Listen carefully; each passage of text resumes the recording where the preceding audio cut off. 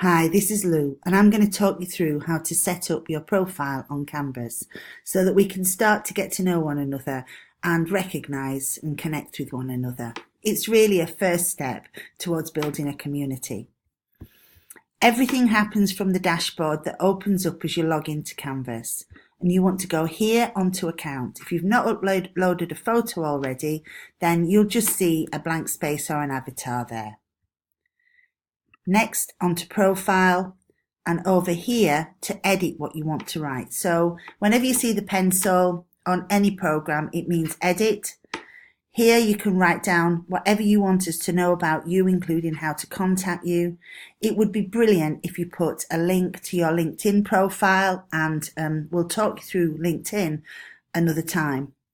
Here's where you put your photo. Absolutely get it that not everybody wants a picture of themselves, but it's easier to make a human connection if you can know what another person looks like. So please consider putting a photo of yourself that's recognisable if you feel brave enough to do it. Click on the pencil, and what happens is you are given an option to upload a picture or to take one.